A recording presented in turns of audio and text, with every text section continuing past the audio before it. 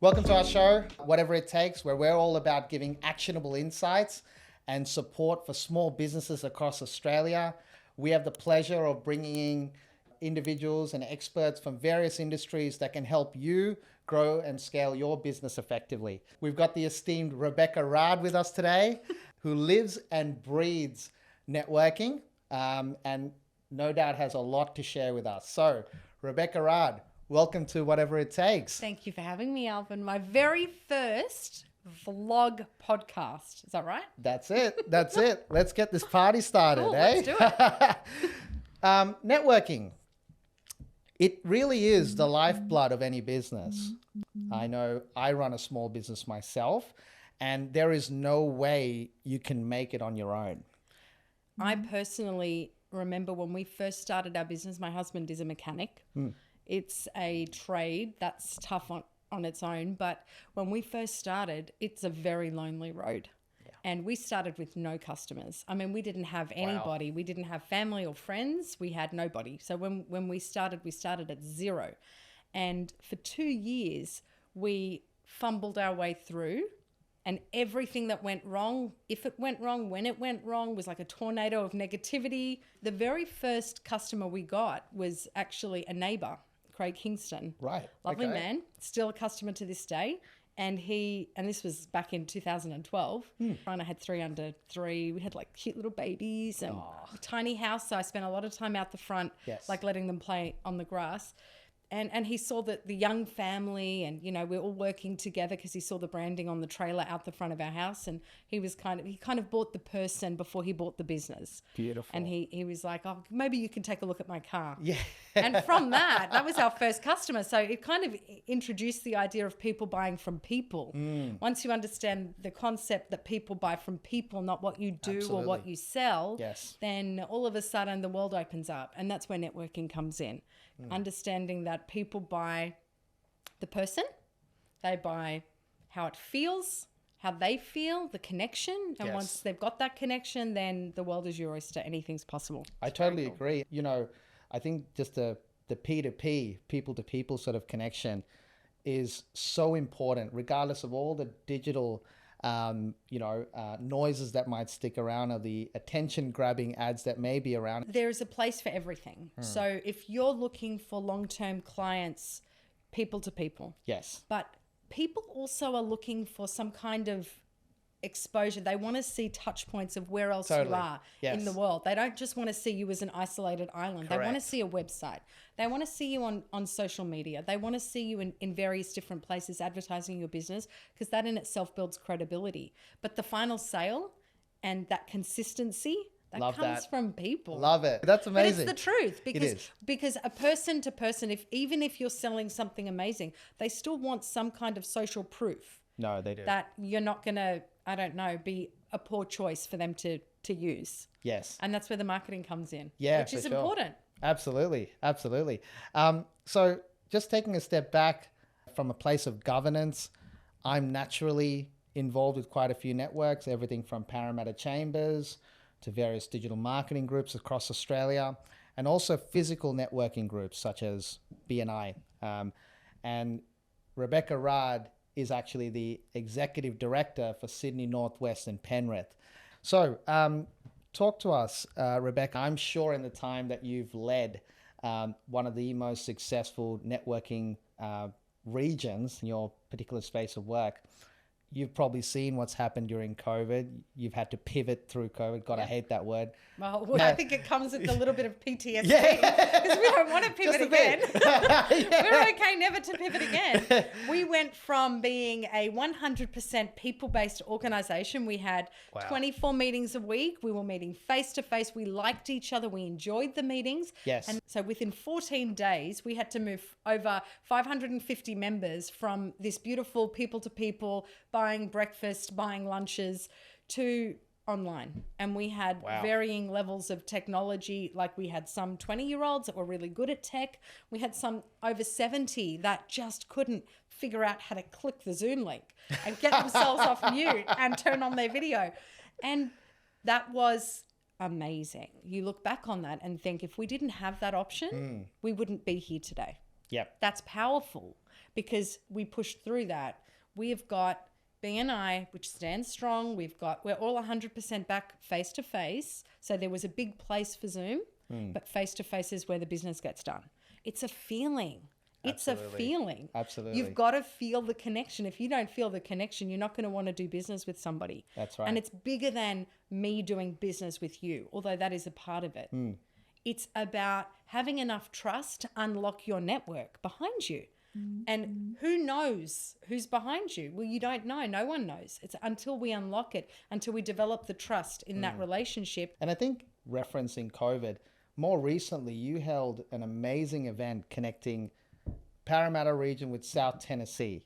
And that was digital. Yeah, right? that was so cool. It was one of the coolest things I've ever been involved with. I think we had 105 people. We had some groups on Zoom with group. Oh, well, Right. yeah, you were in Yes. there. Oh my gosh, it was so cool. And what it tells us consistently is people want to connect. They want to find opportunities. There's no glass ceiling with networking. There's no glass ceiling with building your business. If you want to make more money, then go and make more money. It's like Not the at all. world is your oyster. Go and get it. Like it's there for the taking. Right. Just go and figure out what you want and then go and get it. And what these networking events cross water show us between the US and us in Yes. Sydney is they want to network and they want to meet people and they want to discover opportunities. We had one member who's a mechanic in our region and he says, "Can I come on?" I'm like, "Yes, come on. That's awesome." I said, "Why?" And he says, he's got an opportunity to import cars from the US. I mean, you don't know how did I know? I've known the guy for 12 years. How am I supposed to know he's importing stuff from the US? So the beauty of it is there's no limit to where you can take it. Just go and see because you don't know how deep the ocean is. That's right. It's really, it's an exciting concept. You have those events where you open up cross-border opportunities. I'm in digital. So I do not need to physically be anywhere. In fact, about 10% of my clients are not even in this country and people I've never physically met before. Yeah, that's so cool. So that's why an event like that was astounding for me. And I made some unbelievable connections. So thank you for hosting that. If we just change gears here for a second and you look at in-person networking, is it safe to say that consistency is absolutely pivotal to driving good relationships? Oh my gosh. Where you show up somewhere, you show up everywhere. If you are not consistent with the most basic, easy task of showing up to your networking meeting when you say you will, then you're not going to show up to a client meeting when you say you will. You're not going to show up to your meeting with your accountant when you say you will. And once you understand that consistency it's the secret sauce in business. You just have to get through sometimes. Absolutely. Just have to get through it. Then you're like, oh my gosh, it's so easy, but it's so hard. How do you be consistent when you don't always love it? And I think that's the key. Face-to-face networking events provide a platform where you actually have to make the effort to go. And it takes effort. You've got to put the right clothes on. You've got, for the ladies, we've got to do our hair and makeup. It's not like you just roll out of bed and take a phone call. It's different. Very different. That effort sends a message. And the message shows the person you're meeting or the people that you're meeting in the group who you are. And everything we do, it's about painting a picture of who we are as a business owner. And that paints a picture of who our business is. And is that trustworthy? Am I going to engage? And I mean, if you saw me rock up, and I don't look the way I look because I haven't bothered, you would form a different opinion about me and how I run my business. Yes. And that's for everybody because we're constantly making judgments about other people without even realizing that we're doing it. So where you show up somewhere, you show up everywhere. And the effort for us to get to those networking events consistently and presented well is actually how you win business. We were having a chat before the podcast started around being able to have the grit to keep going.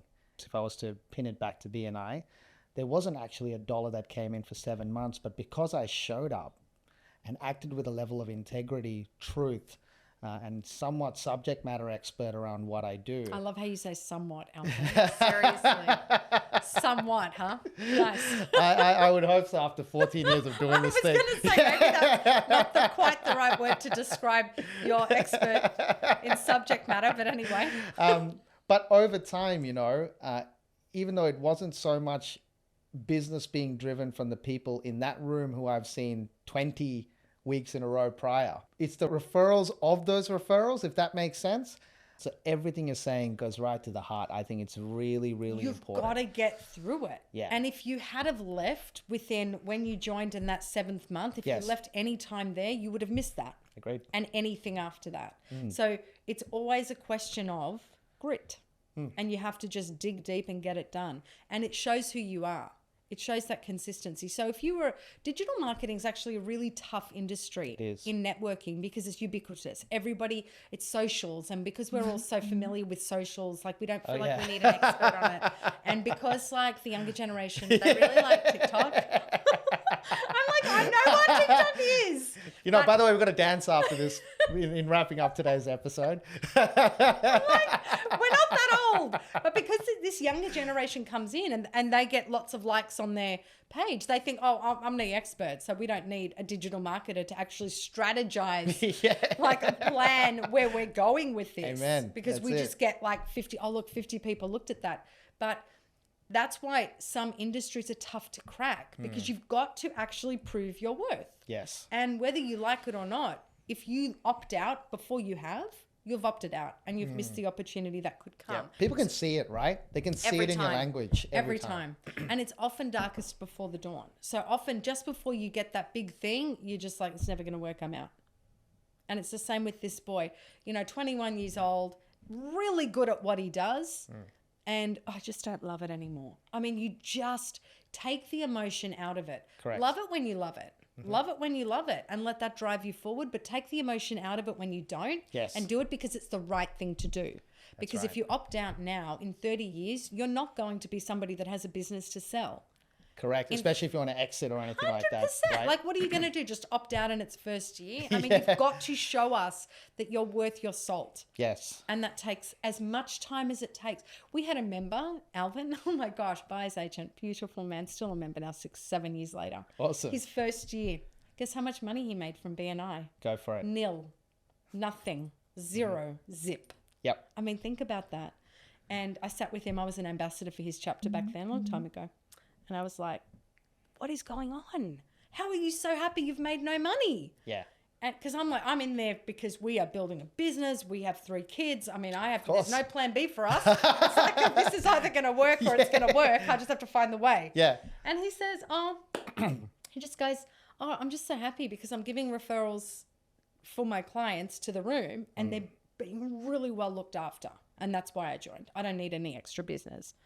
And I'm like, buddy, you can have both. Yes, that's right. You can get business and you can give business and have your clients looked after. Yes. I said, you just have to change how you're asking because he's not asking for business. He will often, stand up in his referral request and say, I'm looking for somebody to help a client rather than I'm looking for clients and this is the perfect client for me. So skip forward to COVID and 90% of his pipeline is a buyer's agent. So 90% of his pipeline wiped overnight. Damn. Yeah. And now today, he says through his connections in BNI, not only did he not lose his business, but 90% of his referrals now come from BNI. That's incredible. That's the shift because what you're getting is like that word of mouth referral. It's me telling my mum that he's good. And we're only going to do that if he actually is good. And how do you work out if he actually is good? Well, that consistency, that grit, him not opting out because he hasn't made any money from it yet. It's a great story. Love but that. it comes back to consistency during tough times. I've got a question. Is there a playbook to good networking that you can think of? Like if you was your top 3 tips, Rebecca, for Alvin walking into a random group and wanting to invest his time, what would it be? People want real. Yes. They don't want polish. Authenticity. Yep.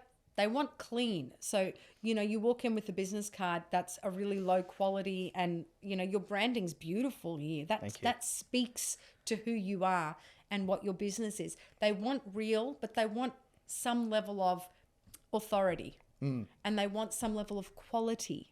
Yes. And if I had some tips, always show up, your best, because you do not know who's in that room. Love it. And even when you're not in the mood, still show up. Yes. And even when you've got a headache, still show up. I love it. Because find the way to make it work. Don't self-sabotage and opt out because you think it might not work down the track. Because Exactly. it will work. That's the first thing. The second thing is bring some level of quality to your offering.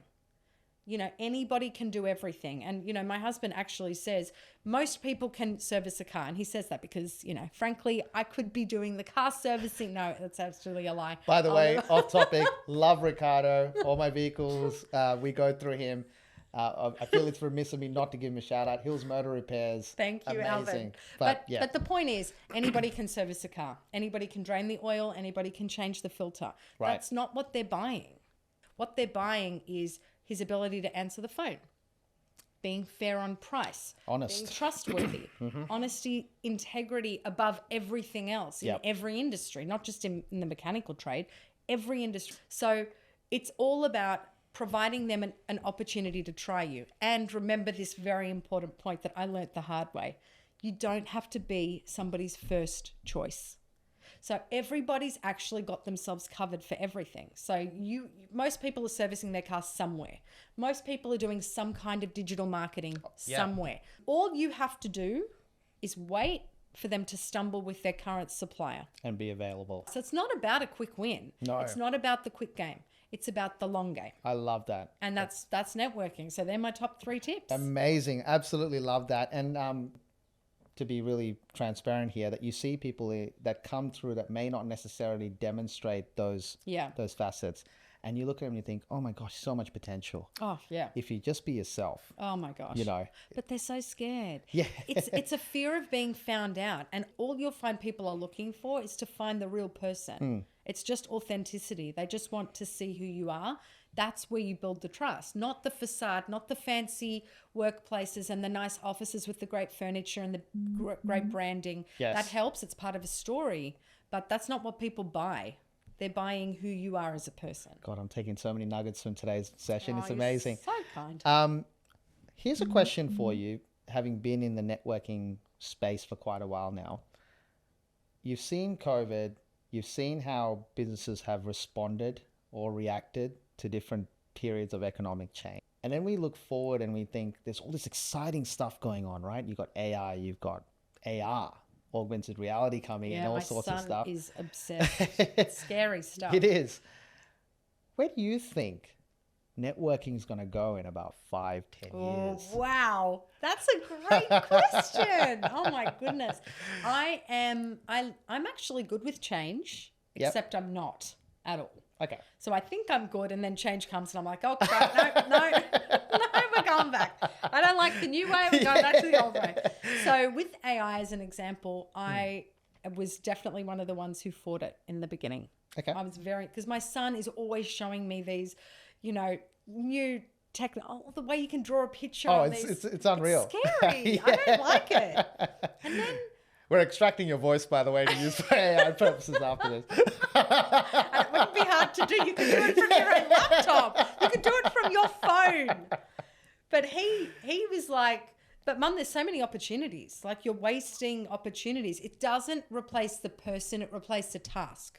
I like that. And it might replace part of a task. So it's not like we're overhauling and we're letting computers in the place of people. No. But we can allow it to help us and support us with the job. So I don't believe it will ever replace people. Because even when you ask AI to generate a response, it's still not quite you. No. It's very much the written word. Now, I don't know where it's going. And I'm scared my son's telling me about chips that you're going to have inserted in you that think ahead. I mean, it's just awful. Even now I'm like, no, just no. But some of the stuff is pretty surreal. It is. Yeah. And it's going to happen. Yeah. And it's going to happen. But in the end, I truly believe that business is done by people. Yes. So all the online during COVID and in the post-COVID years, the 2 years that followed, Zoom is the answer. It's just a solution to so many different, people can't attend because it's too early, got kids. Venue fees become a non-issue. Zoom. And then what happens? It lacks the people element. It lacks the feeling element. It's not about being black or white like technology will share. It's all the grey stuff in the middle. That's where you build your business. Correct. And I don't believe AI, AR, or any chip in our head is going to replace business being done people to people. I agree on that. I'll probably just touch on the AI piece. It's prevalent in almost every industry. Yeah. I was telling Ryan, who was our last guest on the show, I have actually completely embraced AI for that piece that you talked around replacing a task. Because when people ask me all the time, Alvin, are you a bit worried about digital marketing? And it's a very fair question whether AI will take over. Here's what I do know today, and here's what I have a gauge on of what next year or the year after might look like. AI has opened up capacity for me. Oh, I agree. That's all it's done. I think it's brilliant. Instead of Alvin running around like a headless chook all the time, I now have 60% of my time to do this. So good. To network. So good. People to people. And you can sit there in fear, or you can use AI and embrace it to enjoy networking. You actually have the right mindset around it. Yes. And you understand that it can replace tasks, and it can do some tasks better than you can. All those mundane ones. I love it. Yeah, but if you're looking for blurbs or text, and it's got the style and it's got the words, you don't have to do the research. What do you care? It's like plugging it into Google and copying something else, except that they create it for you. Yeah, correct. Correct. So it's got its pros and cons, but if you actually think of it as replacing a task, go for it. We did it was a very fun email campaign to our customers, and poor Adriana, she was just thrown in the deep end for that one. And I said, look, just try ChatGPT. Yes. And just see if that helps you. And we got blurbs. We had 12 months. It was so good. And she just had to put it together and pop it in MailChimp, and it was done. Now, the challenge with that is, does it replace the person who actually strategizes the marketing? No. Because does it work effectively unless you have the expert looking at it from a bird's eye view? Yes. Of course not. But does it solve a short-term problem? We needed a quick email campaign that gave us the text. Great. Absolutely. And I think like even in our agency, I'm extremely transparent with my customers. They know we offshore, and they know that we embrace technology because it helps them. Right. And it also keeps prices down. Absolutely. Because it we're means competitive. you've got lower overheads. Yeah, we're competitive, but then also they get more of me. Yeah. Of the strategy, or they get more of the account managers. And isn't that what you want? We're partaking as a marketing manager per se, right? Fractional marketing manager. But that's a different topic altogether. But what I was just going to touch on was, if you look at things very differently and see, okay, what is the objective or outcome that I'm looking for by networking, by being persistent, by being consistent? And I think, it's really important that you stay the course. But we talk about return and we assume it's all dollar, and it has been, and it's great, and it's actually a gift and a blessing. It's a lot of money that we receive, but it's so much more than that. Yes. Because once you've got that trust and you unlock that person, what about the coaching? What about the mentorship? What about the personal development and your ability to publicly speak, and then your ability to articulate your offering? What about all of those things that actually are intangible things that you can't quantify? Money's the byproduct. Money's the byproduct, but you never join it for the intangibles. You join it for the money. This particular chapter has taught me well beyond making money and talking about what marketing is. So what? But just seeing a coach that's in that room regularly giving advice, networking education, which I get to have every Wednesday morning, and I pick some nugget out of that. It's amazing. We've got individuals in every seat in that room that have just taught me so much.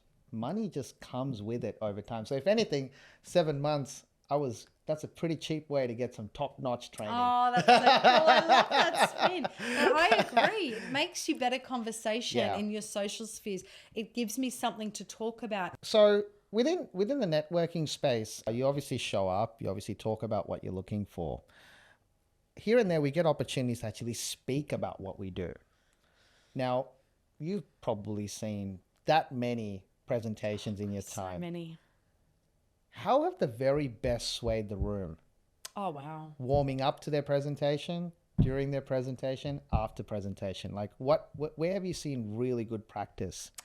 Terrified of this. The 10 minutes, the 15 minutes they have to speak. Terrified. Like it keeps them up at night. And it's the best opportunity because you've got a room that will support you. If you stuff it up, they'll still support you. They will. If you do awesome, they'll still support you. Yes. And you've got nothing to fear. So that's the first thing. The second thing is when I was a member, I used to freak out because I'm like, I'm not a mechanic. What am I going to say? So I just went on a completely different tangent every time. And sometimes I wrote a poem. Sometimes I wrote a story. Sometimes I had avatars on the wall and I would walk people through a day in the life of Rebecca. This is what I do every day. Yes. And you have to be creative about how you present your business because people aren't buying mechanic, digital marketing, bookkeeping, accounting. They're buying you. Correct. So find a way to articulate who you are in a creative way. So the best presentation I've ever been to, and this is a big call because it's my sister's. Cool. Big call. Sarah's just out of this world. Probably one of the best presenters in my opinion. I wish you were there for it. It was so good. So she's got a bookkeeping business and she's done amazing. In a year, she's got 11, Love Sarah. She's 11 awesome. full-time staff. I mean, I don't know how that's so Sarah, very high achiever.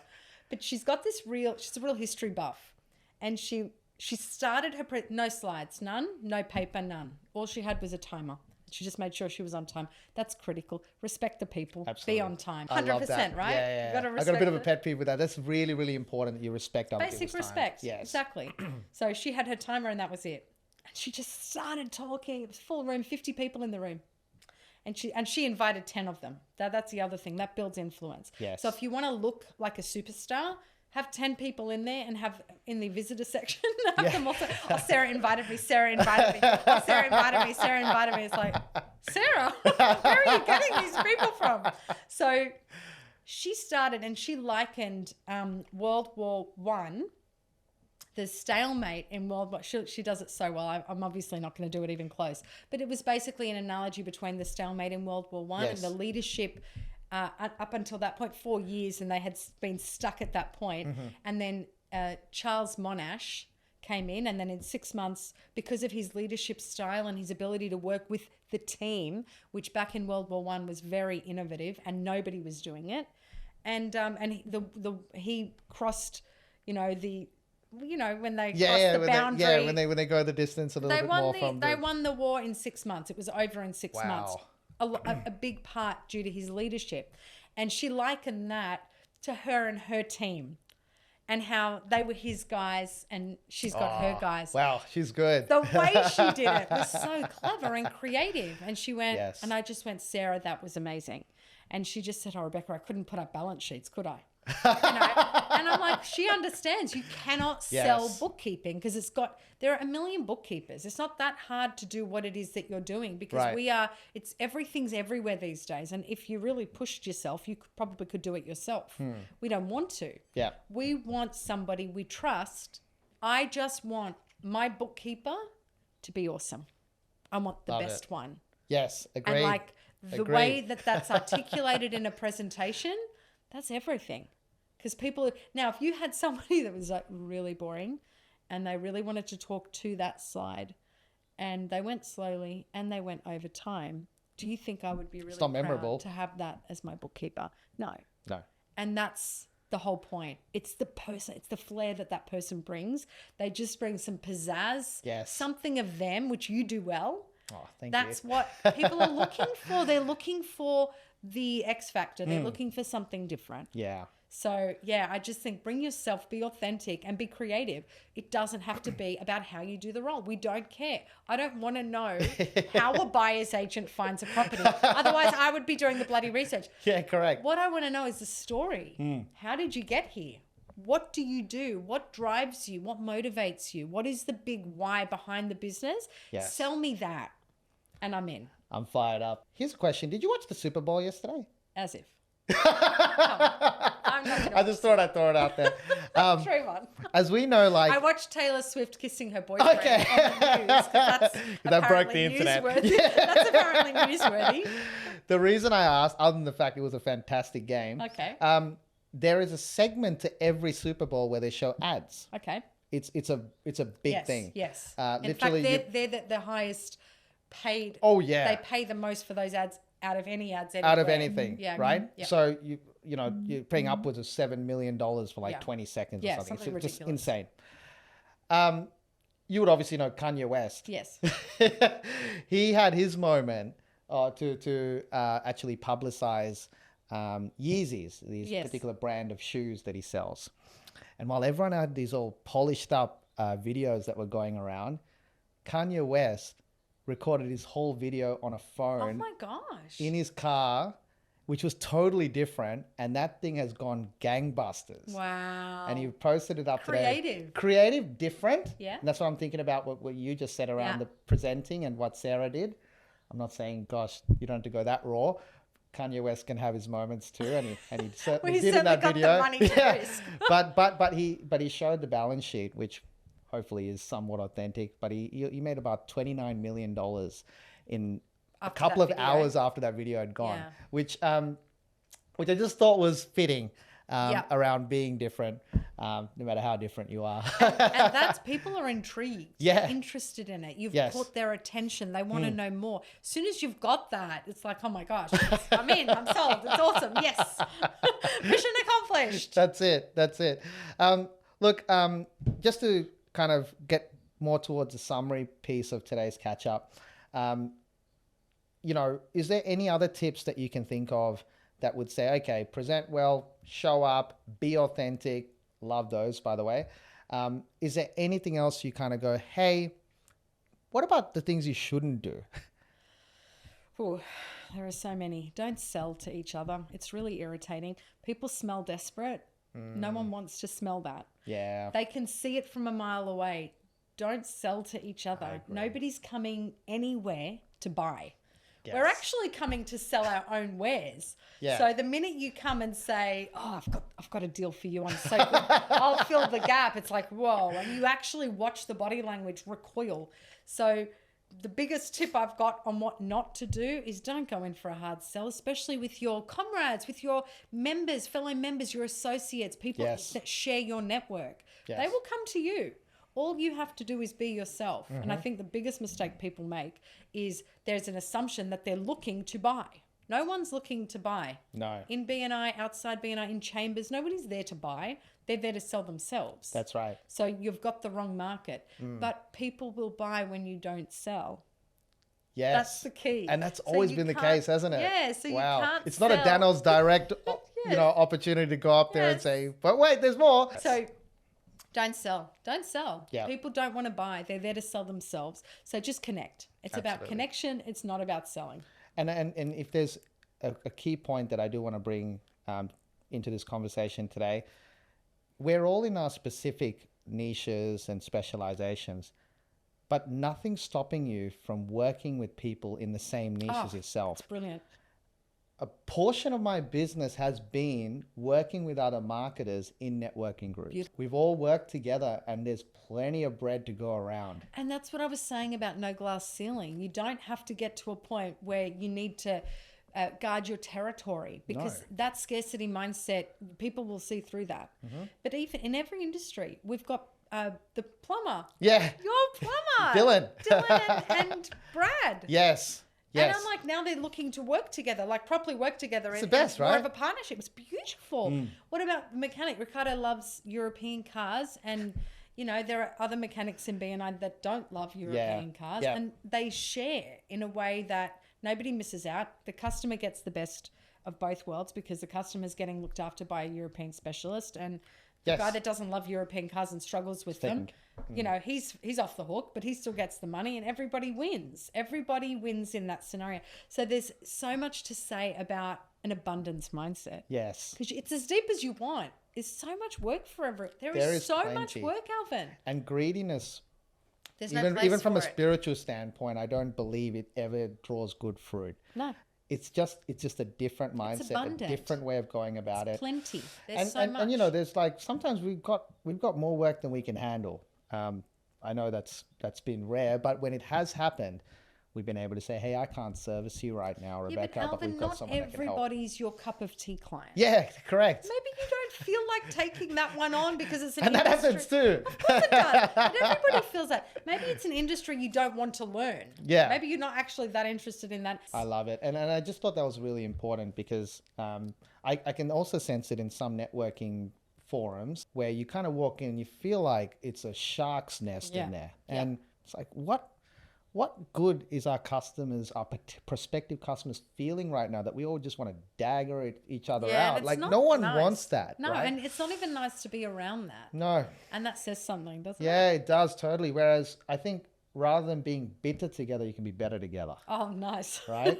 You might learn a thing or two. I have a lot. So yeah, I think that's really important.